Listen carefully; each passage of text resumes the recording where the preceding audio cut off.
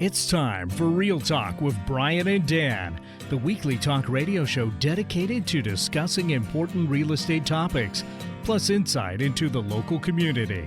With a combined experience of over 50 years as local real estate brokers from the Eastside Real Estate Team at Keller Williams Realty Bellevue. Here's your hosts, Brian Levitt and Dan Edwards. Well, good afternoon and welcome to Real Talk with Brian and Dan on 1150 KKNW. It is Wednesday, October 2nd, 2019, and happy start to the holiday season, everybody out there. Brian, happy holiday season. Holiday, right? I think if you go into Costco now, you can get Christmas trees if you're ready for it. Yeah, you can. I mean, this is the official kickoff to the yeah, holidays. That's funny. Very crazy. Well, just so you know, we're glad you joined us today. And if you'd like to listen to any of our past episodes, you can find those podcasts anywhere podcasts are found. Additionally, we have videos of each broadcast available on our blog on the eastsiderealestateteam.com and our Facebook page and YouTube channel. So we've got another great show today. I'm excited to talk real estate, and we have some great guests. Today we've got Pamela Beer with Pamela Beer of Pamela K. Beer Art, and Wes Graham with Waffers Mortgage Loan Corporation. And we're also going to do a new segment today called Stump the Broker. So if you have a real estate question and you think you could stump the broker or brokers, you can call us at 425-373-5527. That's 425-373-5527.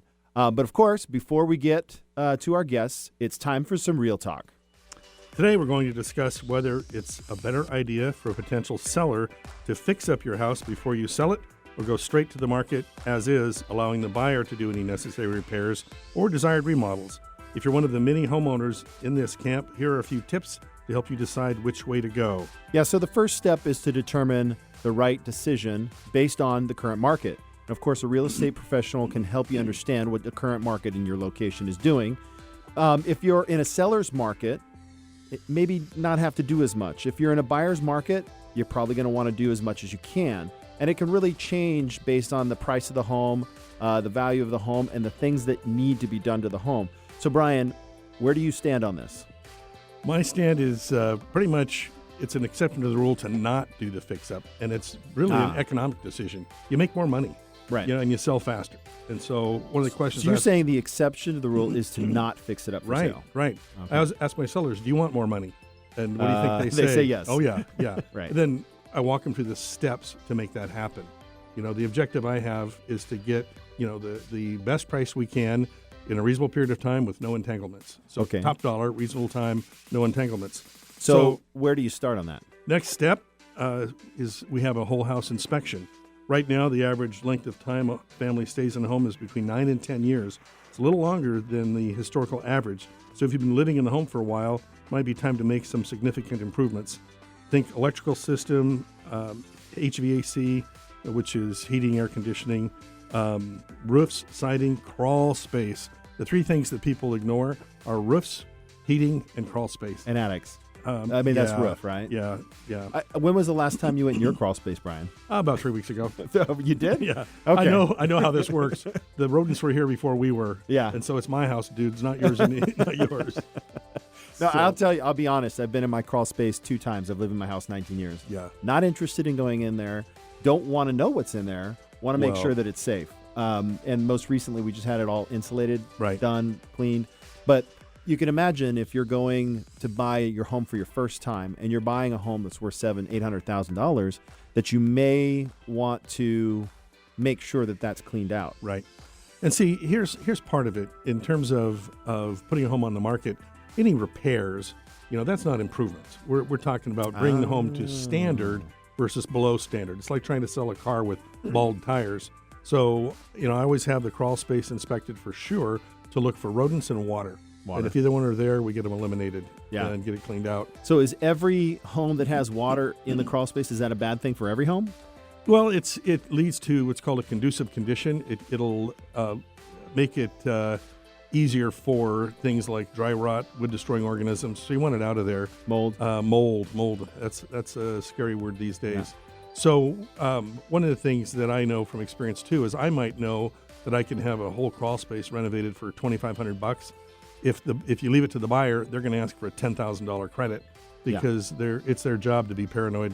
Yeah, I would say when you consider the costs associated with any of these, I think, Brian, you defined it as deferred maintenance versus improvements. Right. Deferred maintenance is the carpet is now at its 10-year life cycle, right? Or the windows, the seals have blown, right? Those aren't things that would be upgrades. They're just making the home kind of bring standard. it to standard, right? Yeah. Because if it's below standard, you're not going to get top dollar. And every single buyer agent representing a buyer is going to overinflate the cost. Right. So your buyer comes in, putting in an offer on an as-is home, and they always round up. Big time. Always. Yeah. So one of the things that I do, and we do, is if I've got a seller that is apprehensive about doing the deferred maintenance, correcting that, or even improvements, I'll do 2 market analysis. I'll do an as-is, and I'll do a before and after. Okay. And usually people look at that, and the lights click on. And it's like, let's get it done. Especially considering I do all the heavy lifting. I'm the one that goes out and gets the bids for them. The seller is the decision maker, but I help facilitate everything that needs to be done to pave the way for them. Well, and you're seeing an emerging trends out there that real estate companies are offering a service, a concierge service, right? Which basically allows you to go in and make some of these either deferred maintenance or upgrades on a note. So borrowing money, basically, or borrowing against your equity that gets paid out of escrow. Right. So that's kind of a cool way to be folks that may have a lower amount of cash flow, but a high amount of equity in their home. Right. So folks out there like in that position may want to consider something like that. And our team does that. We'll sit down and we'll review the situation and put you in a position. Now, when should somebody choose to do an actual upgrade, something that maybe is above and beyond? When would you ever advise that? We never trade dollars. I don't want to spend $1, get $1. I want to spend $1, get $10. So if we do, like a $2,500 kitchen enhancement, counters or refinishing cabinets, I'm looking for a $20,000 bump on the price on the house. Okay. Which is way more than 1-to-1. Yeah. Okay. It's an investment. We're looking to make money on this. Right. So if there's a very specific improvement that you like aesthetically, I always tell somebody, plan that 5 years before you sell, right? Right. Because then you're going to enjoy it. You'll get the value out of it, and then you'll see a return on it 5 years from now. Right. But sometimes those short-term ones. And you got to be careful who you're doing it for. If it's something that's so polarizing that buyers aren't going to like it. So that's one of the things we'll do is we're happy to engage with you and walk you through what would be smart improvements to make if you are thinking of it playing into the sale of your home. So anyway, Dan, any other comments on that? No, but that's about it. That concludes our time for Real Talk. And after our break, the first guest is going to be Wes with First, what is it? Washington Federal. Thank you. Washington First. Washington First. Yes. We'll get it right, Wes. Sorry, Wes. So join us after the break.